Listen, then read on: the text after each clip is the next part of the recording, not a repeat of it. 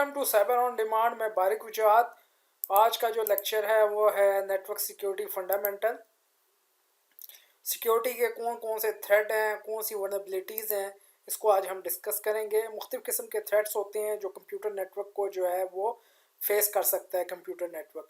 और अगर हम उन थ्रेट्स से नहीं बचेंगे तो वो हमारे पैसा भी लॉस्ट होगा, टाइम भी डैमेज भी करेगा, हमारी इंफॉर्मेशन को, हमारे एसेट को।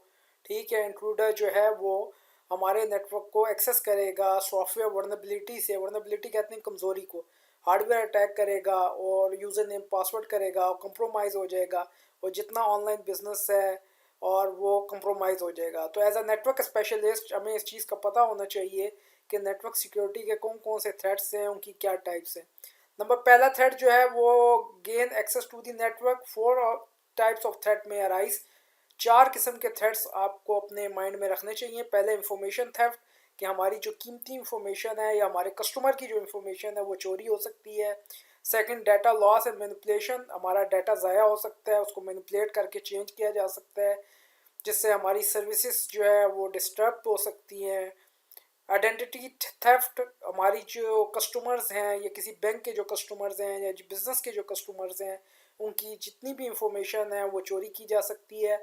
और लास्ट वन है डिस्ट्रप्शन ऑफ सर्विसेज, कि हमारी जो भी सर्विसेज हम प्रोवाइड कर रहे हैं 24/7 वो डिस्टर्ब हो जाए। तो ये 4 किस्म के बड़े थ्रेट्स हैं। एज अ नेटवर्क एक्सपर्ट आपको इन चीज़ों का पता होना चाहिए।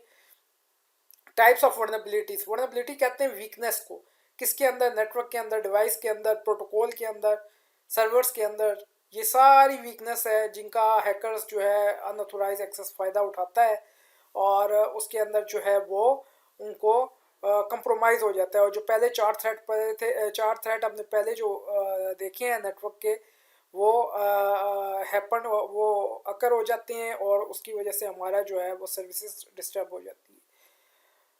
पहली वर्नेबिलिटी तो ये है कि जी टीसीपी आईपी प्रोटोकॉल है, हम पढ़ चुके हैं आईपी वर्जन 4, आईपी वर्जन 6, जो इम्प्लीमेंटेशन है उसकी क्या वीकनेस है, कैसे कम्युनिकेट करता है।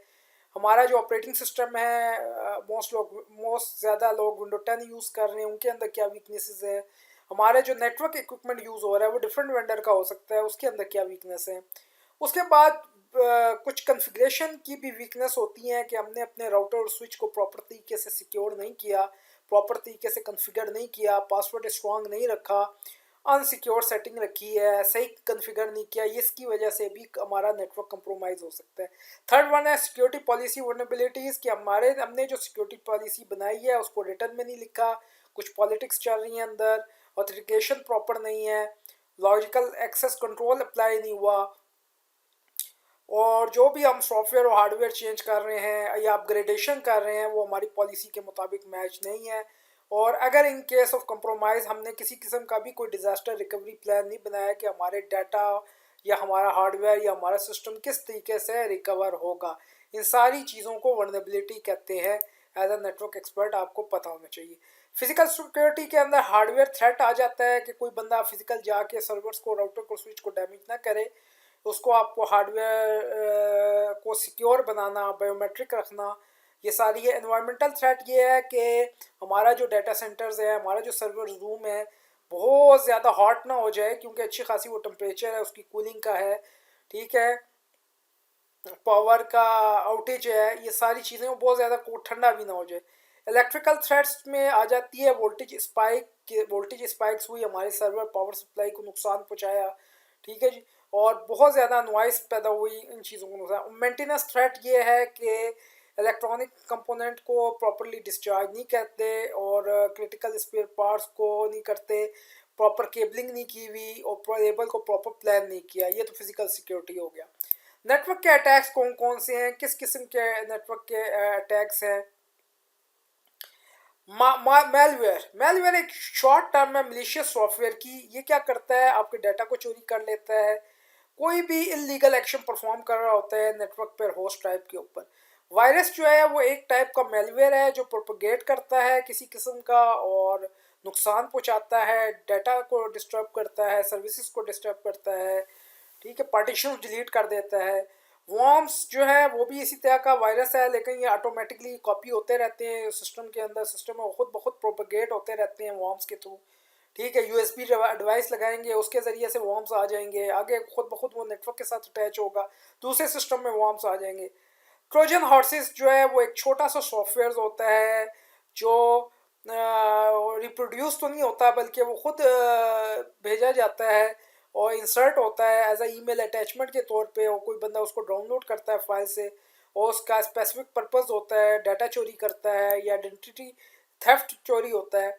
रिकॉनेसेंस अटैक्स में है कि आपके जितने भी हैं अनऑथोराइज मैनिपुलेशन ऑफ डाटा किया जाता है, सिस्टम को एक्सेस किया जाता है, यूज़र प्रिविलेज किया जाता है, और डिनाइल ऑफ सर्विस का अटैक भेजा जाता है कि ऐसी बोगस रिक्वेस्टें भेजी जाएं सर्वर को कि हमारा नेटवर्क उसकी सारी बैंडविड्थ कंज्यूम हो जाए सिस्टम और सर्विसेज की।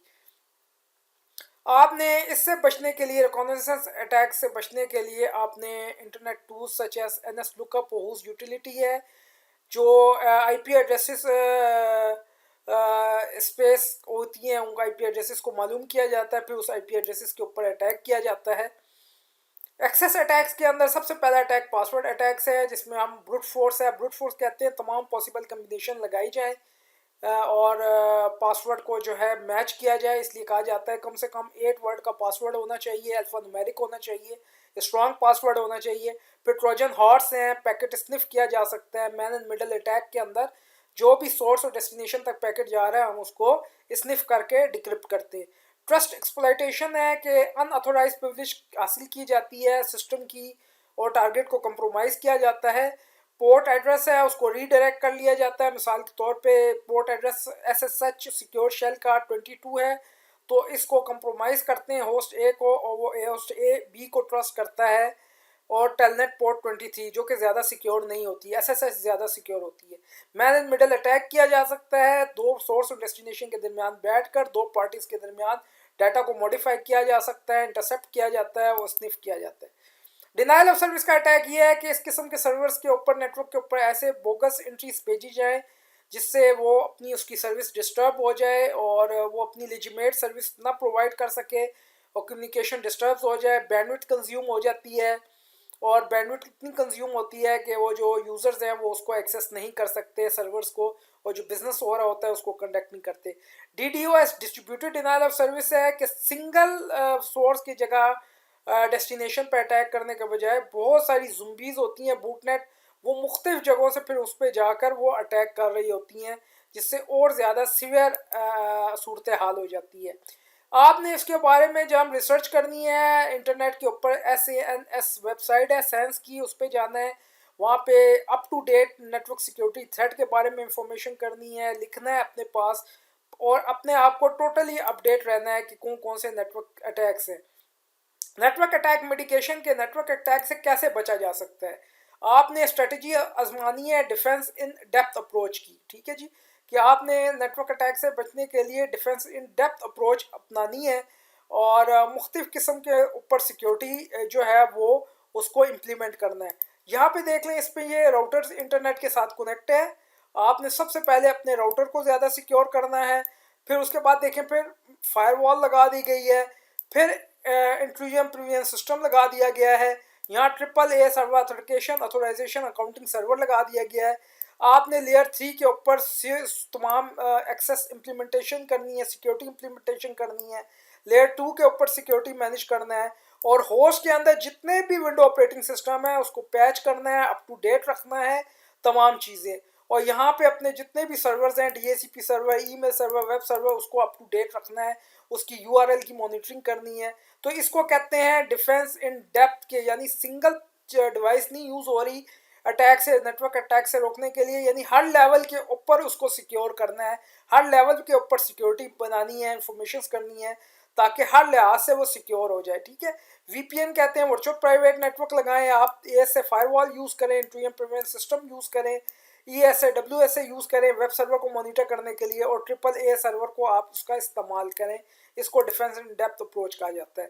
बैकअप रखें, रैंसमवेयर एक बहुत बड़ा अटैक होता है जिससे हमारी हार्ड डिस्क, हमारा डाटा इंक्रिप्ट हो जाता है और फिर उस पर रैंसम मांगी जाती है। इससे बचने के लिए आप अपने डाटा को जो है वो बैकअप रखें उसका प्रॉपर तरीका, इन केस ऑफ इमरजेंसी किसी किस्म का हार्ड डिस्क या कोई रैंसमवेयर का अटैक या पार्टीशन उड़ जाना, तो उस सूरत में आप अपने बैकअप को रीस्टोर कर सकते हैं और आपका कीमती डाटा बच जाता है। अपने बैकअप को आप रेगुलर बेसिस के ऊपर बैकअप लें।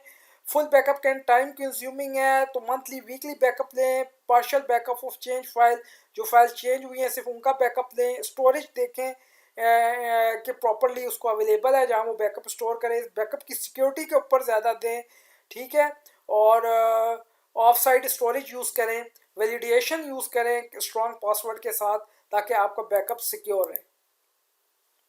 अपने विंडो ऑपरेटिंग सिस्टम को अपग्रेड रखें और अपडेट रखें और पैचिंग करें उसकी। विंडो 10 जो है मुसलसल आपकी अपडेट होनी चाहिए। ये विंडो अपडेट है, यहाँ से आपने इसको प्रॉपर तरीके से अपडेट करना है। मैं बता भी देता हूँ आपको इसको प्रैक्टिकल। यहाँ से आपने जाना है open network and trouble shooting में जाना है, ठीक है जी। और यहाँ पे लिखना है आपने, ऊपर सर्च में लिखना है अपडेट, ठीक है जी। और ये आ रहा है चेक फॉर अपडेट, इस पर क्लिक करना है चेक फॉर अपडेट के ऊपर, तो ये विंडो अपडेट है। और ये लिखा आ रहा है you are up to date, last check today इतने बजे, ठीक है। और जितनी भी है अपडेट यहाँ से पास करनी है, चेंज करनी है, व्यू अपडेट हिस्ट्री करनी है, एडवांस ऑप्शंस करना है, तो अपनी सिस्टम ऑफ कोर्स ये हार्ड डिस्क की स्पेस भी लेता है अपडेशन। और अप टू डेट होना चाहिए आपका विंडो 10 ऑपरेटिंग सिस्टम, उसकी हेल्थ अप टू डेट होनी चाहिए प्रॉपर तरीके से। और यहाँ पे एक इम्पॉर्टेंट चीज़ जो है वो यहाँ पे कि ये प्रॉपर तरीके से इसकी विंडो की security, virus and threat protections के अंदर जाए आप सिक्योरिटी के अंदर, और यहाँ से प्रॉपरली सिक्योर होना चाहिए। ये देखें यहाँ पे virus and threat protection update, check for update कर लें।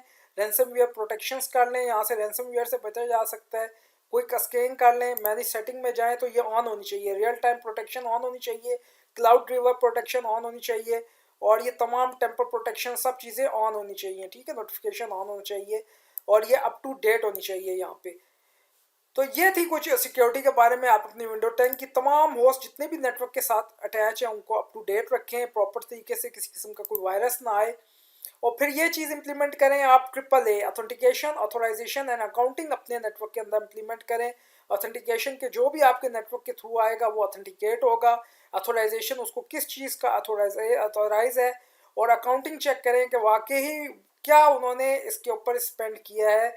जिनको जिसको जिसको ऑथोराइज था फोल्डर या डिवाइस, सिर्फ वही उसने ऑथोराइज किया है, या कोई उसका और तो नहीं इलीगल या इंफॉर्मेशन उसको यूज़ की है। तो ये फायरवॉल का इस्तेमाल करें, मल्टीपल फायरवॉल्स लगाएं, ठीक है जी। फायरवॉल हमारे नेटवर्क इंटरनेट और हमारे इनसाइड नेटवर्क और इंटरनेट के दरमियान फायरवॉल लगाई जाती है, ठीक है। और फायरवॉल का काम होता है कि बाहर से जितने भी नेटवर्क के अटैक हैं उनको रोका जाए। हमारे वेब सर्वर DMZ में होते हैं, ताकि बाहर से आने वाला जब भी बाहर से आए तो अपनी रिक्वेस्ट लेकर वो बाहर से जब आने वाला अपनी रिक्वेस्ट वेब सर्वर से ले और यहीं से वापस चला जाए, इन साइड पे ना आए। इस तरह मल्टीपल सिक्योरिटी लगाने के साथ, फायरवॉल को सिक्योर करने के साथ वो कर सकते हैं। मुख्तलिफ किस्म की फायरवॉल्स होती हैं। पैकेट फिल्टरिंग होती है, वो पैकेट को IP और मैक एड्रेस की फिल्टरिंग कर रहे होते हैं। एप्लीकेशन फिल्टरिंग फायरवॉल्स जो होती हैं वो एप्लीकेशन को कर रही होती हैं। URL फिल्टरिंग में आप प्रिवेंट करते हैं और अलाउ करते हैं कौन सी वेबसाइट इन साइड पर चलेंगी और किन को अलाउ होगा। और स्टेटफुल पैकेट इंस्पेक्शन ये होता है कि जितनी भी स्टेट्स होती हैं पैकेट की या कनेक्शन की, उसको देखा जाता है। और अगर कोई इलीगल अटैक हो, जैसे डिनाइल ऑफ सर्विस का अटैक हो, तो ये फायरवॉल उसको ब्लॉक करती हैं। एंड पॉइंट सिक्योरिटी जो है वो एक होस्ट होता है कंप्यूटर्स के अंदर, ठीक है। उसके अंदर आपका लैपटॉप है, डेस्कटॉप है, सर्वर है, स्मार्टफोन, टैबलेट है। और अच्छे उसमें आप एंड पॉइंट सिक्योरिटी उनको अप टू डेट रखना, पैचिंग करना, उनके अंदर तमाम किस्म के अपडेट करना, और पॉलिसी डिक्लेयर करना, पॉलिसी रिटर्न पॉलिसी लिखना। अपने जो इनसाइड एम्प्लॉयज़ हैं या रिमोट एम्प्लॉयज़ हैं उनको ट्रेन करना कि किस तरीके से उनके लैपटॉप हेल्थी हों, वायरस ना हो उनके अंदर, USB के अंदर कोई वायरस ना हो, USB की पॉलिसी है, किधर USB लग सकती है। तो अच्छी एक कम्प्रिहेंसिव पॉलिसी लगाकर हम बच सकते हैं। डिवाइस सिक्योरिटी, ठीक है। सिस्को ऑटो सिक्योर की जो एक कमांड है जो आप राउटर पे लगा सकते हैं और उसके ज़रिए से वो ऑटो सिक्योर करेगा सिस्को, ठीक है। आप यूज़र नेम और पासवर्ड चेंज करें इमीडिएटली। डिफ़ॉल्ट राउटर का राउटर का बाय डिफ़ॉल्ट पासवर्ड सिस्को होता है, उसको चेंज करें, ठीक है। और रिस्ट्रिक्ट करें अपनी रिसोर्सेज उन्हीं को जो अथोराइज पर्सन है कोई अनऑथोराइज पर्सन एक्सेस ना कर सके, ठीक है। अननेसेसरी सर्विसेज जिनका इस्तेमाल नहीं हो रहा वो टर्न ऑफ कर दी जाए। मिसाल के तौर पे दो प्रोटोकॉल हैं, एक HTTP है और एक HTTPS है, ठीक है, दो प्रोटोकॉल है। अब आप सिक्योर प्रोटोकॉल यूज़ कर रहे हैं HTTPS, इसकी पोर्ट 80 है HTTP की, और HTTPS सिक्योर की पोर्ट है 443। अगर आप HTTPS इस्तेमाल कर रहे हैं तो HTTP को ब्लॉक करें, पोर्ट 80 को ब्लॉक करें और HTTPS चलाएं और अननेसेसरी तमाम पोर्ट्स को जो है वो ब्लॉक करें। पासवर्ड स्ट्रॉन्ग रखें, अल्फ़ान्यूमेरिक रखें, 10 से 10 से मोर रखें, और upper case lower case number use करें, सिंबल यूज़ करें, प्रॉपर तरीके से स्ट्रॉन्ग पासवर्ड रखें। अपनी बर्थडे ID नंबर इस किस्म के पासवर्ड्स जो है वो ना रखें। और इस तरह के जो है डिलिबरेटली मिसस्पेल पासवर्ड ना रखें। स्मिथ की जगह आप ये स्मिथ रख लें, या सिक्योरिटी की जगह आप 5 सिक्योरिटी रख लें। चेंज पासवर्ड ऑफन, अपने पासवर्ड को चेंज करते रहें। पासवर्ड को किसी जगह कागज़ पे ना रखें, डेस्क पे, मॉनिटर पे, उसको सिक्योर तरीके से आप यूज़ करें। और मुख्तलिफ़ किस्म की पासवर्ड है, आप राउटर के ऊपर सर्विस पासवर्ड इंक्रिप्शन की कमांड देकर उसको इंक्रिप्ट कर सकते हैं, पासवर्ड को इन्फोर्स कर सकते हैं। पासवर्ड मिनिमम लेंथ यहाँ 8 है, 10 है। ये अगर आपने ये पासवर्ड पॉलिसी 8 को जो है वो इम्प्लीमेंट कर दिया तो कोई भी आप 8 से नीचे नहीं रहेगा। Log in block for 120 attempt 3 with in 60 second के 3 अटैम्प्ट हो जाएं तो वो 120 सेकेंड के लिए ब्लॉक होगा, ठीक है। और SSH रिमोट एक्सेस करने के लिए राउटर और स्विच को SSH सिक्योर शेल का इस्तेमाल करें ताकि आप सिक्योरली अपने राउटर को कर सकें। एनेबल SSH प्रोटोकॉल वर्जन 2 इस्तेमाल करें और उसके थ्रू एक्सेस करें। तमाम जो अनयूज सर्विसेज हैं उनको डिसेबल रखें, और जो यूज़ हो रही हैं राउटर पे आप ये कमांड दे सकते हैं शो IP पोर्ट ऑल, वो आपको शो कर देगा, और तमाम अनयूज सर्विस ब्लॉक करें। तो ये था कोई इंट्रोडक्शन, फंडामेंटल था नेटवर्क सिक्योरिटी का। As a network expert CCNA के लिए आपको नेटवर्क सिक्योरिटी का भी पता होना चाहिए प्रॉपर तरीके से। और मेरी इस वीडियो देखने का शुक्रिया। शेयर भी करें, लाइक भी करें, और इसको सब्सक्राइब भी कर दें चैनल को।